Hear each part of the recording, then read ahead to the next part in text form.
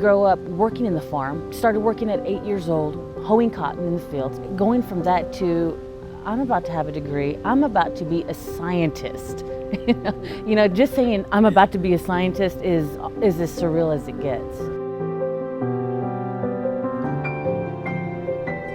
Growing up in poverty, you don't ever think about going to college. You think about, how am I going to put food on the table? How am I going to pay rent? A lot of people that are kind of around that age, they usually just take care of their families and they really don't go to school or think about it. But we just went to this program I was in 6th grade called the Mother-Daughter Program. They identify young girls that are first generation and probably are not going to be able to go to college. We went to the science lab, and she loved it more than I did. I fell in love with the program. She did my activity for me. I had so much fun. I was giggling like a little girl. She loved the rocks and everything. And I thought, I can do this. I love this. She went to college the next fall, I think, and she's been in college ever since.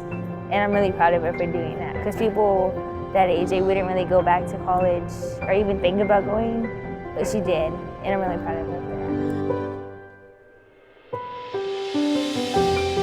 When I was a student, it was just me, and I had to feed me, and that was all.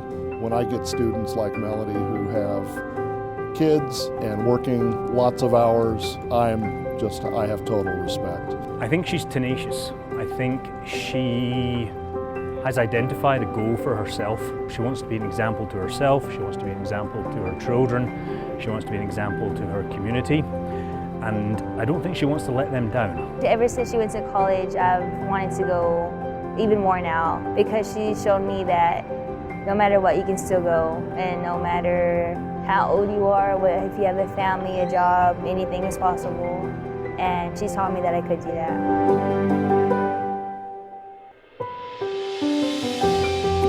For these students who worry about money, they worry about food on the table, these students who are trying to balance full-time employment, is every dollar matters. Every dollar matters. For my children, for my children's children. That is the only reason to give a scholarship, because without them, without a scholarship, I wouldn't be here. I'm first generation. I wouldn't be here. More than likely, my daughter wouldn't come here after me, because it would stay in that vicious cycle of, we can't afford that. It's not possible.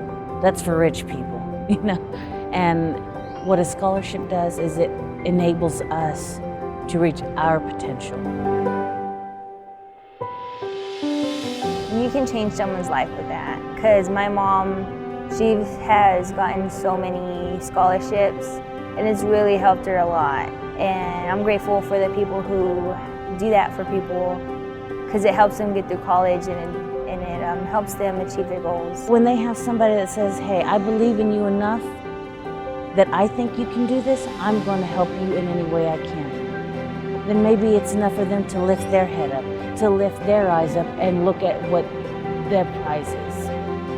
That they can look forward without looking down and without worrying about falling. That a scholarship is hope for them, for me, for my daughter, is what it is.